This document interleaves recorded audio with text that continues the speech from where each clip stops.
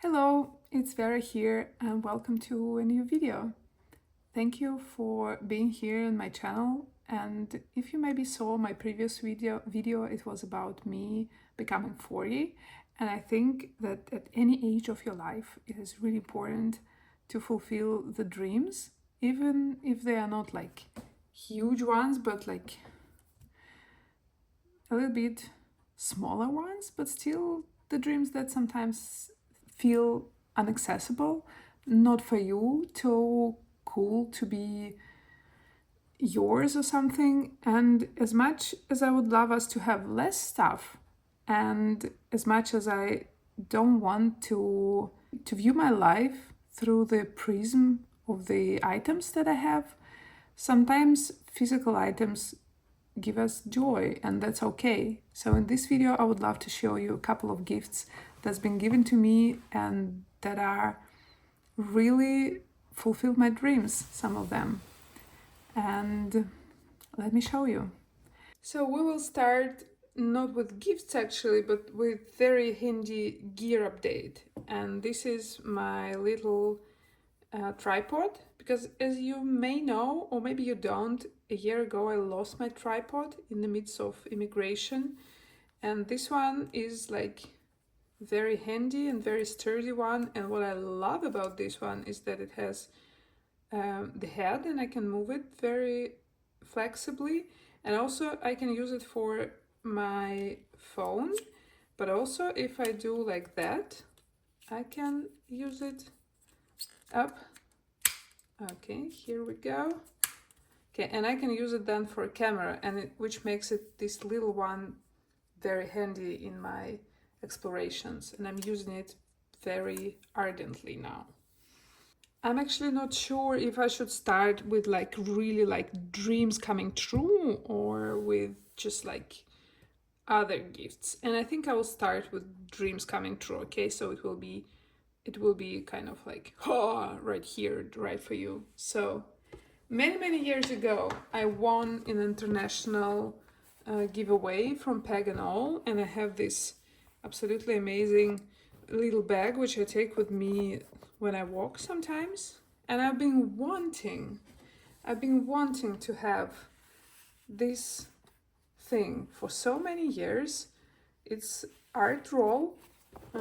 It's a roll to hold artistic equipment. It's called Sendak, and I was dreaming about it for so long. So here it is, and it's very hard for me to actually believe that I have it, because as handmade American high quality product, it's pretty pricey, and together with the international shipping, and it was like impossible. And then it was pandemic, then it was immigration, so it was like completely out of the question. So I dreamt about having this item for so long that I think that I will even make a separate video of me filling it with all artistic materials. I think of putting a little watercolor box here and all my essentials, favorite things. And Paganol is one of the most authentic brands that I follow for, I don't know, maybe like 12 years already, if not more. And yeah, so that's really as simple as it seems. Simple like holder for my art materials was really a huge dream for me to fulfill. And I thank my friend who came to my birthday from US, and she brought it to me. And then we are moving to books, and for many years, I've been dreaming to have at least one edition from Folio Society. And now I have it, and it's nothing but never-ending story. And the special thing for me about this tome is not that it's very beautiful, because it is. I'm also a book art director, and I work with books, and I not only just love books, I work with them professionally. And this beautiful tome is, just look at this, is illustrated by my art friend Maria Elise Harrell, and her art is just absolutely outstanding. And I just want you to see all the little details, all the books. And I was dreaming to read this book with my son. Unfortunately, he doesn't read in English, of course, and our Russian edition is in Russia. But this one, I really want to read myself in winter. And to be honest, I really burned myself out lately, which is very sad because I thought that I'm kind of having everything under control, but I made very weird and very crazy experience to kind of, you know, to see how long and how much I can take. Look at this. She does everything in watercolor in traditional techniques and inks, and then she scans them, so it's not digital made.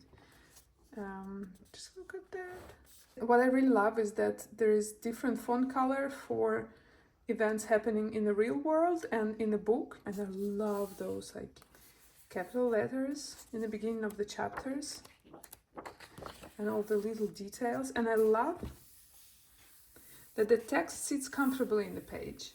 And my dream is that I will read this book in winter as celebration of me getting back to slowing down, because I really got impossibly close to burning myself out. Just look at that.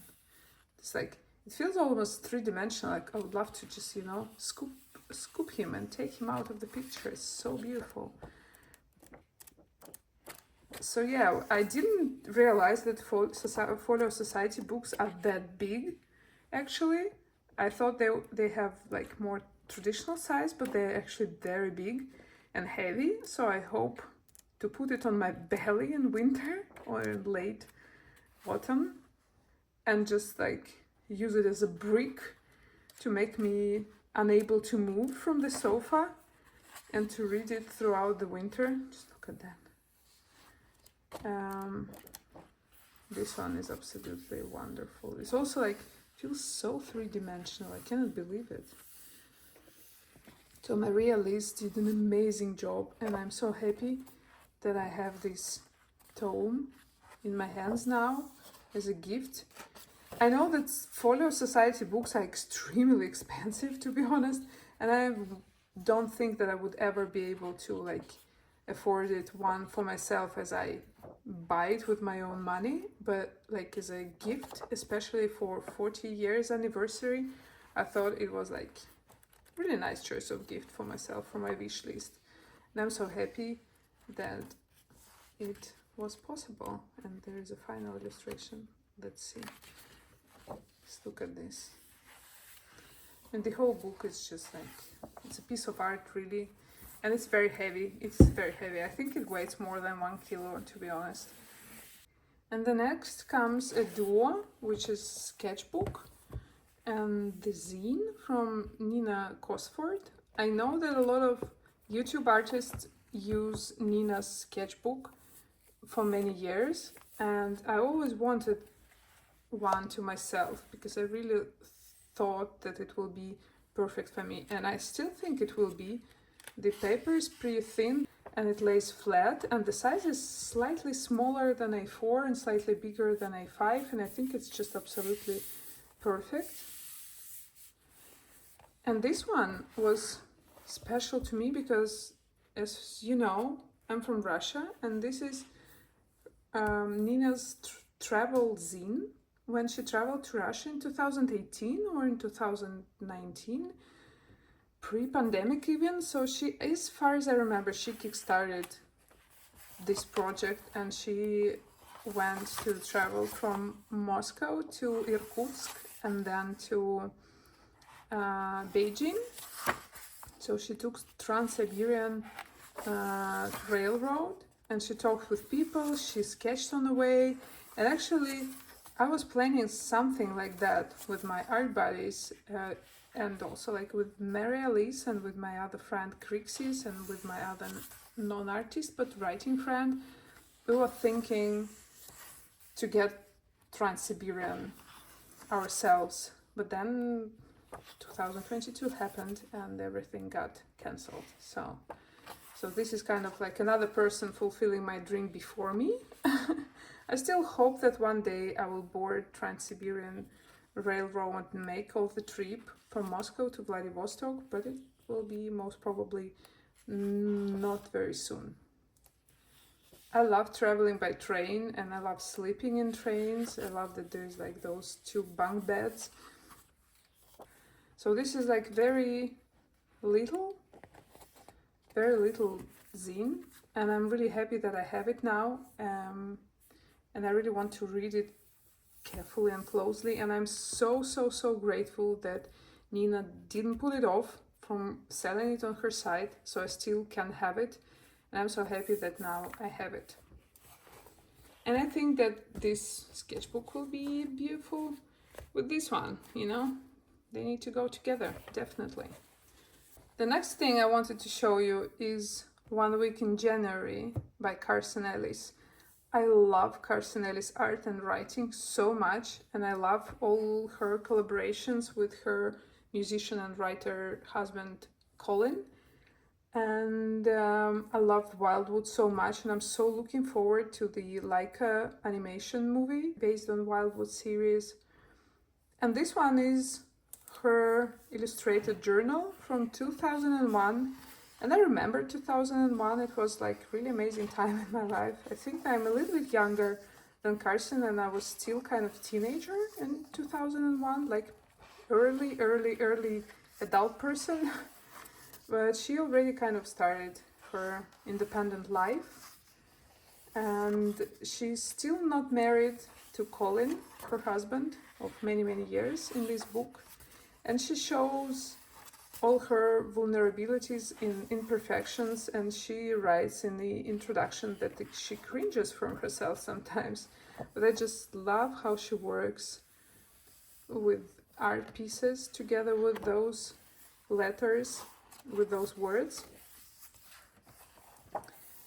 And I really want to read it. I already started, but still I think I will reread it a couple of times. And I've been in Portland once in 2019, and it also like feels very special. Just look at this. Oh my god, this is so beautiful.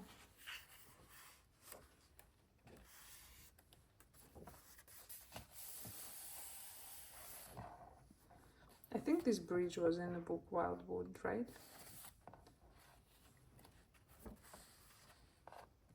This, how she works with light, it's amazing. So I really am happy that I have a picture book of my own. My friend who brought me gifts from America, she also brought me these ones, and there is a funny story because I have a book syllabus from Linda Barry, and I was learning with her like comic and composition and everything. And she forces people in her courses to use composition book, which is like common school book in the US, which is very hard to get in Russia and in Europe. And my friend Tanya, she actually bought these ones for me because they are like cheap in the US. And she bought them to me and she wanted to mail them to me, and the shipping was like $50. And she said like, no, I'm not sending $5 worth to notebooks for 50. So these waited at her home for like a couple of years, maybe 3 even, until we saw each other in real life, and she brought them to me. So like I have them. I don't have syllabus by Linda Barry though, but still it's really cool to have them. And the previous gifts were the ones I knew about because they were from my wish list, and the next two ones, they are actually not from my wish list, but they were surprisingly and amazingly super cool. So this one is called Voices of the Old Sea by Norman Lewis, and this book is non-fiction book about fishermen of Catalonia, north of Barcelona in the 40s. And as much as you know me, I love to know more of the place that I live in, and I live in Catalonia now and in Spain, and I'm really excited to learn more about complex history and culture of this land. So I'm looking forward to read this book, and if you know something about it, just hint me or tell me something. So, and I will tell you later when I will read it if you want. And the other one is very beautiful book, Monstrous Tales, and it's this like classic kind of way now type of book when there is a fairy tale and an illustration. This one is Iron Wolf from Ukraine, and here comes like chapters. One is about let me see, After Dark. This one Over Water and Underwater, and this one is Not As They Seem. And the art is by absolutely amazing Chinese illustrator, whose name I will most probably butcher right now, but it's Xia Hong or Xija Hong. So I love folk tales, and I will check it out. And the last book that I want to show you, it's actually not mine, it's not even a gift. It's a book that my friend asked me to buy for her, and when I will have a chance, this book will fly to St. Petersburg actually, and this is the Furies, Stories of the Wicked and the Untamed. It's an anthology of 15 short tales, and unfortunately, to my shame, I only know Margaret Atwood and Alice Smith from these like 15 authors, and these are feminist tales, and I'm very, very excited to read it as well. And what's interesting here is you may see this part, and this is actually a comic, what I really love. So they included a comic short story into this book, and this short story, like the art, the take, how the artist doing their art, reminds me a little bit about my favorite artist, Friend Nerd, and I really want to send it her way. Maybe she knows the author, Eleanor Cruz, or maybe she does not, but I think that she most probably will enjoy this one. Oof, this one is kind of creepy, right? So I will maybe try to read it before I ship it to St. Petersburg. And also the cover is absolutely stunning. Thank you for watching this video, and thank you for subscribing, for commenting, and for liking my video. This project means a lot to me. So see you in the next one.